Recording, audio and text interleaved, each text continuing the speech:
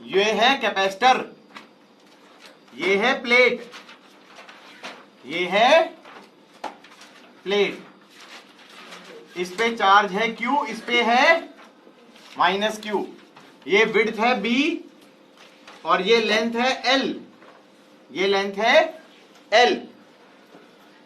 अब मैंने डाइलेक्ट्रिक लिया और उसको पार्शियली इनसाइड द कैपेसिटर डाल दिया, डाइलेक्ट्रिक कांस्टेंट है K, उसको मैंने x डिस्टेंस अंदर डाल दिया। यहां पे पॉजिटिव चार्ज होगा Q वाला, यहां पे नेगेटिव चार्ज होगा -Q वाला। डाइलेक्ट्रिक के ऊपर क्या होगा, डाइलेक्ट्रिक के ऊपर इस पॉजिटिव चार्ज के कारण फील्ड होगी ना, ऐसे नेगेटिव चार्ज इंड्यूस हो जाएगा इधर की तरफ, और यहां पर कुछ पॉजिटिव चार्ज इंड्यूस हो जाएगा। Distribution might be non uniform, you can not think about the distribution, but what I can say is कि ये नेगेटिव चार्ज को ये पॉजिटिव वाले खींचेंगे किसी एंगल पे, और इस पॉजिटिव वाले को ये नेगेटिव वाले खींचेंगे किसी एंगल पे, तो नेट फोर्स लगेगा अंदर की तरफ, अट्रैक्टिव फोर्स। इसका मतलब अगर किसी चार्ज कैपेसिटर में डाइलेक्ट्रिक अगर पार्शियली इनसाइड होती है तो कैपेसिटर वाले चार्जेस के कारण इंड्यूस चार्जेस आ जाते हैं, और वो इंड्यूस चार्जेस को अट्रैक्ट करने के कारण डाइलेक्ट्रिक पे अंदर की तरफ फोर्स लगती है, लगती है, हाँ लगती है। अब इस फोर्स को कैसे निकालें?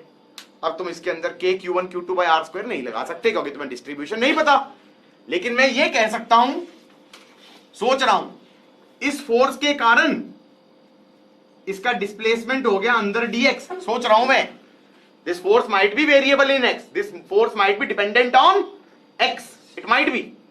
तो मैं ये कह सकता हूं कि इस फोर्स के कारण छोटा सा वर्क डन हो जाएगा।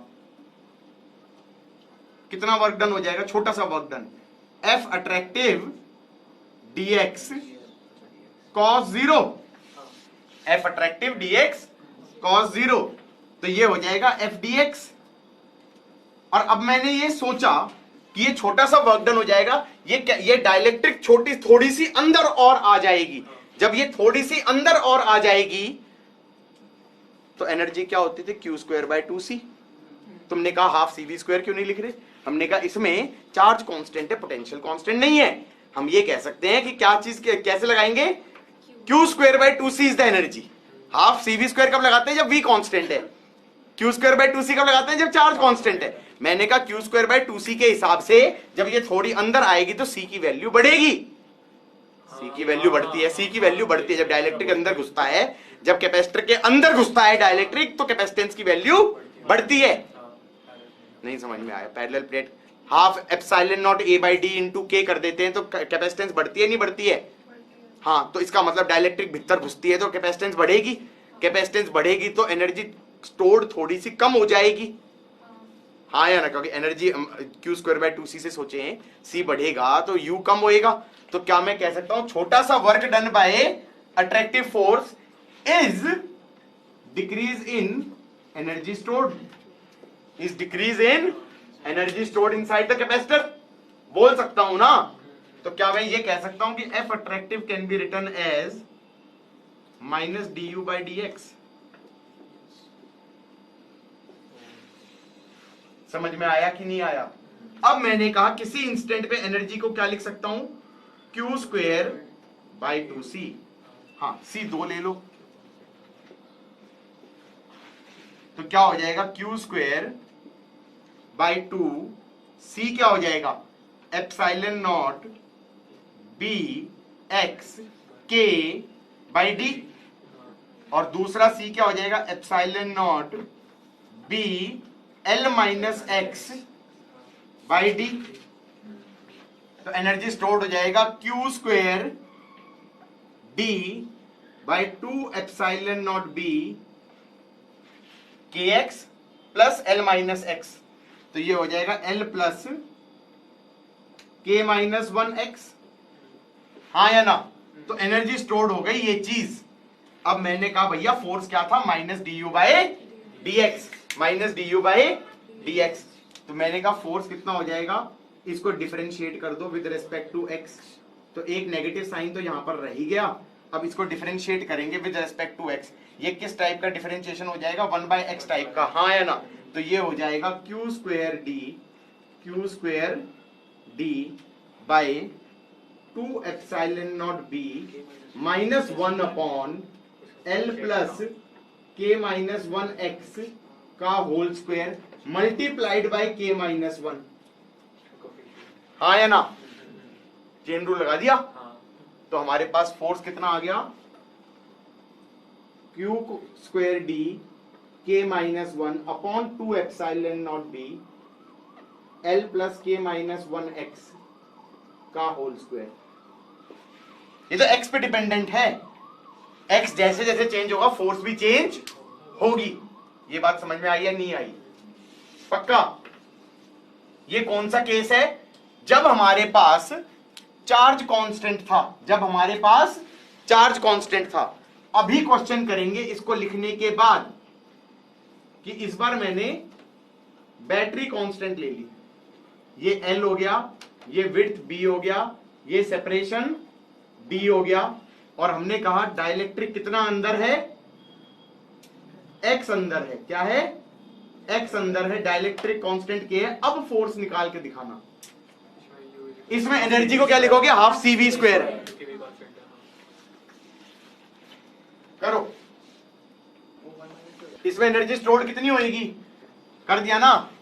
इसमें एनर्जी स्टोर्ड होएगी half CE square, that is half E square epsilon not BX K by D plus epsilon not B L minus X upon D।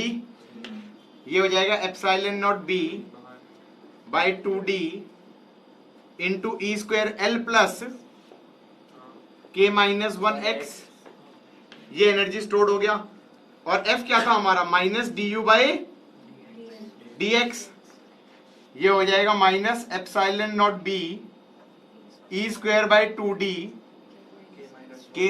अबे देखो एक पंगा तो नेगेटिव साइन, मैंने कहा भाड़ में जाए, मॉड ले लेना। अबे नहीं नहीं नहीं, के ग्रेटर देन 1 होता है। फोर्स नेगेटिव नहीं है, कुछ गलती करी है हमने, भाड़ में जाए। I don't want to talk about that गलती, I don't want to talk about that गलती। लेकिन आंसर इसका यही होता है। ये वैल्यू कितनी होता है फोर्स? है? हाँ हाँ हाँ। अबे फोर्स अट्रैक्टिव ही होती है, रिपल्सिव थोड़ी हो जाएगी। 1 माइनस के इसलिए नहीं लेंगे क्योंकि के ग्रेटर देन 1 होता है। आपने क्या बोला था? मॉड क्यों आता है? बस लगा दिया, जस्ट मैंने कहा कि बस होता है तो होता है, बस होता है तो होता है। एफ अट्रैक्टिव ये होता है। अब मैंने क्वेश्चन दिया एक, जो आपने पिछली क्लास में रीजन ही दिया कि वो ये रीजन तो इसीलिए तो, क्योंकि जब जब लिक्विड को टच किया, इस पे क्यू दिया, इस पे माइनस क्यू दिया, डाइलेक्ट्रिक के ऊपर फोर्स लगेगा, अंदर घुस जाएगा वो। ग्रेविटी नीचे खींचेगा mg और एफ अट्रैक्टिव ऊपर खींचेगा। तो जहां पर एफ अट्रैक्टिव mg के बराबर हो जाएगा वहां पर जाकर रुक जाएगा। मजा आया? That was fun? हाँ, क्या बता रहे थे? क्वेश्चन देख लिया? क्या कह रहा है ये? ये कह रहा है एक सेल है, ये कह रहा है एक सेल है, एक कैपेसिटर है, उसको इस सेल से कनेक्ट कर दिया। फिर एक और कैपेसिटर है, उसको एक और सेल से कनेक्ट कर दिया, हाँ या ना? ये E1 है, ये E2 है। अब ये कह रहा है इसके अंदर कुछ डाइलेक्ट्रिक पार्शियली अंदर है, K1 वाली, इस पे फोर्स इधर लग रहा होगा। अब दूसरे पे डाइलेक्ट्रिक पार्शियली अंदर है, इस पे जो फोर्स आती है वो इंडिपेंडेंट ऑफ एक्स आती है, ज्यादा अंदर हो कम अंदर उससे फर्क नहीं पड़ता। इस पे ऐसे एफ लग रहा होगा, हाँ या ना? ये K2 वाली है, इसको चिपका रखा है, चिपका रखा है। तो इस पूरे सिस्टम पे फोर्स 0 होनी चाहिए, तो this force should be that force. और ये वाली फोर्स कितनी हो गई? Half epsilon not B by 2D E1 square K1 minus 1 should be half epsilon naught B by 2D E2 square into K2 minus 1। दिशक्याओं।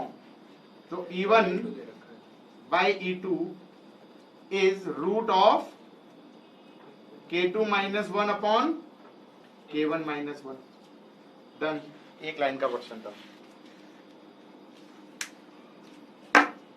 मेरे को ये याद है कैसे निकालना है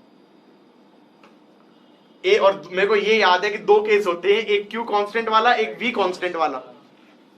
और वी कांस्टेंट वाले में कांस्टेंट फोर्स आती है, और क्यू कांस्टेंट वाले में वेरिएबल एक्स डिपेंडेंट फोर्स आती है।